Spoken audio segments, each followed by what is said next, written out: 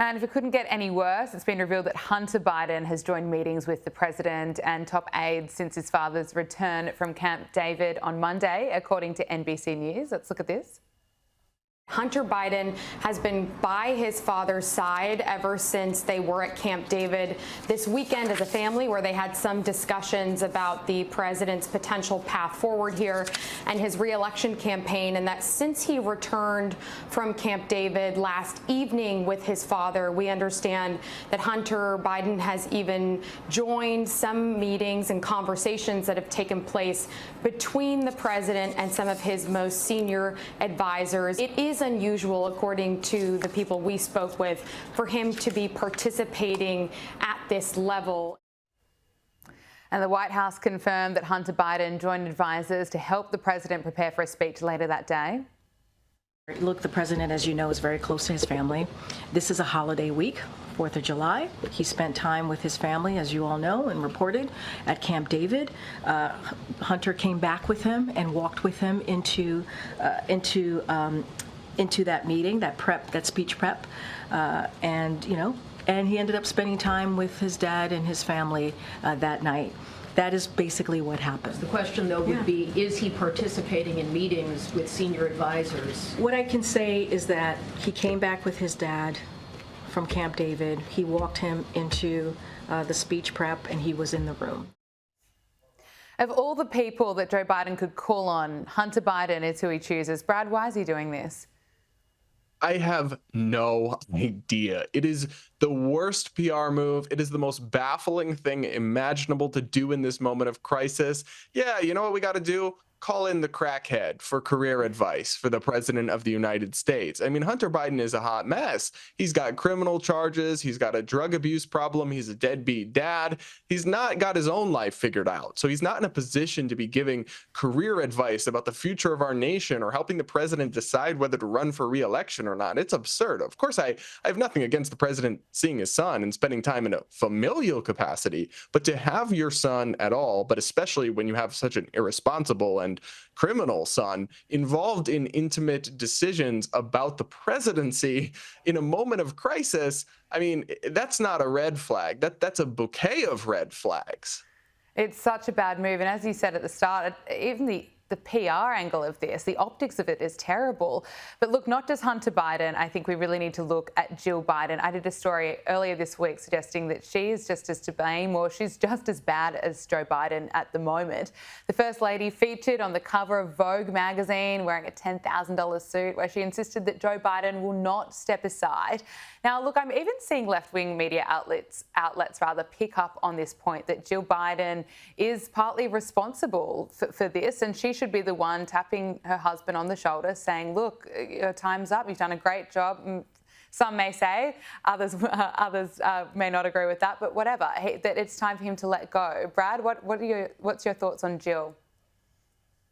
Look, at this point, the First Lady's enabling elder abuse, and I get that she wants to cling to the spotlight and that this is the most relevant she's ever been. I know anybody human, that like allure of power and attention is going to be there, but your husband is humiliating himself in real time in front of the public and humiliating our country and making us look weak in a time of international conflict and war, and you don't take him aside and say, listen, Joe, we've got to stop. You've got to drop out. If she really was looking out for her husband's best interest, Jill Biden would tell Joe not to run again. She would be counseling him to drop out. And obviously we don't know what she's saying behind closed doors, but based on what she's saying publicly, she is encouraging him to stick in the game. And I think that's really, really disturbing. It's not what you'd expect somebody to do if they have the best interest of their spouse in mind.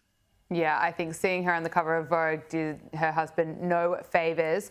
Former Fox News host Tucker Carlson claimed on X that Jill Biden's actions have deteriorated relations between the Bidens and the Obamas while trying to revive her husband's campaign. So I'll read you part of the tweet from Tucker Carlson. It says, from an unusually good source, Obama's tweet supporting Joe Biden was disingenuous. In private, Obama is telling people Biden can't win. Brad, what do you make of that?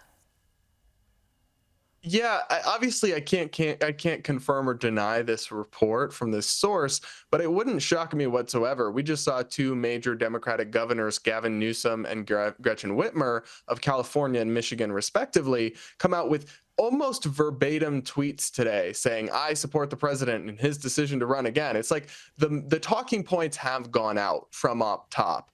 But behind the scenes, I think almost all Democratic politicians and operatives and even media personalities are admitting that something is wrong here. Will they cling to Joe and just decide to stick with him? I actually think so. I do think he will stick it out. I could be wrong, but I think he has a little bit of a God complex. He thinks he's the only one who can beat Trump and save America from what he views as the horrors of a second Trump term. So I think he'll stubbornly cling to it. But no, I'm sure if we could see the group chat with Obama and a bunch of other Democrats right now saying what they really think about Joe Biden, it would be totally different than the PR tweets they've been encouraged by the White House to put out. I don't take a lot of that at face value. Obviously, that's PR speak more than truthful, honest analysis. Absolutely. Would love to see that group chat as well.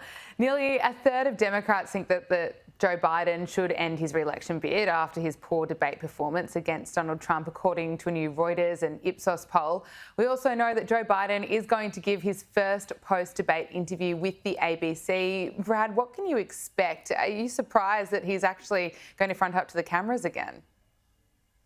Well, no, because he's got to do something to do damage control on this disaster. But what was interesting is that originally this ABC interview was going to be a cut up, like a package of highlights from an interview edited down. They've now announced they're doing it live, I think as a full hour, just live to tape, like as a special. That's much better because we'll actually get to see him in real time. I was worried they were going to do a PR job for the White House and just make him look good in the edit, because that's what we've seen him do in the past. This president has actually notoriously avoided difficult or at all critical interviews and heavily favored, one, he's given far fewer interviews, and two, heavily favored extremely friendly softball interviews in controlled settings. So it'll be good to see him again, but I mean, he can't really do any worse, I guess, is the best you could say. But even then, I don't think people will really be reassured just because he does one interview that's okay. I mean, we saw what we saw, and even if and this is true for a lot of older people, and again, there's no shame in this. There's no shame in aging. It's just the clinging to power that's the problem. They have better moments and worse moments. So even if this interview captures him in a sharper, more lucid state, that's ultimately not reassuring when you know he's going to still be having days like he had on the debate stage where he can hardly string a sentence together and looks like he barely knows where he is and is struggling to stay awake. I agree with you. I think the damage has been done. But since the debate, there's been an even bigger focus on VP Kamala Harris. We heard from Donald Trump at the start of the program. He believes he'll be up against her. Let's listen to what she's had to say recently. No, Taraji. Now, you know I wouldn't do that, especially not to a fellow bison. The real, ain't you? You know. So what's on your mind? Oh, Madam VP Harris, I'm worried about the election. Women's reproductive rights are on the line. Our Supreme Court is on the line. Our basic freedoms are being tested, Madam VP. I know you've been traveling across the country. What are you hearing? Yeah, girl, I'm out here in these streets. And let me tell you, you're right, Taraji. There is so much at stake in this moment. The majority of us believe in freedom and equality. But these extremists, as they say, they're not like us. It is so cringe. But let's listen to another clip that's been going viral on social media. I can imagine what can be and be unburdened by what has been. You know? What can be unburdened by what has been. What can be unburdened by what has been. What can be unburdened by what has been. What can be unburdened by what has been. What we can see, what we believe can be, unburdened by what has been. What can be unburdened by what has been. What can be unburdened by what has been. What can be unburdened by what has been. Who we can be unburdened by who we have been. What can be unburdened by what has been. Where we can be unburdened by where we have been and unburdened by where we are right now. What can be unburdened by what has been. What can be unburdened by what has been. What can be unburdened by what has been. Why is she saying that, Brad? What? I've probably heard her say that 1,000 times at this point. I still have no idea what it's supposed to mean. I mean, but look, I have to say that Kamala is just cringe personified. She literally, in the first clip you showed, put on a fake black accent that she does not have, talking about, I've been out in these streets. She doesn't speak like that. She went to elite academies growing up. She doesn't have that urban dialect whatsoever. It's totally inauthentic.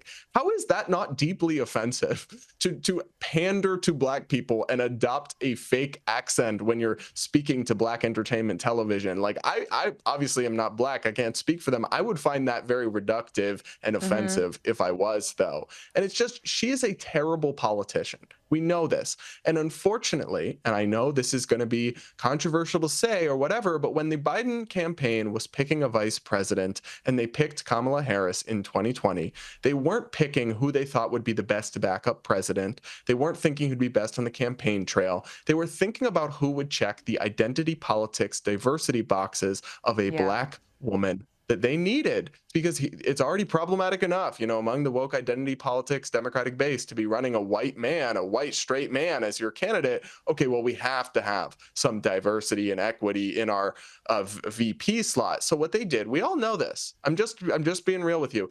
If she was a white male senator from California who'd never won an election outside of a deep blue state, there's no way he would have picked her as vice president. So what we have is somebody who was put in the job for reasons unrelated to merit and competency, who might be thrust into the limelight, and she hasn't done well when put in the limelight as vice president in the past. Even there's been reports that within the Biden White House, they're really disappointed in her and think she's done a poor job and try to keep her away from the important events and cameras.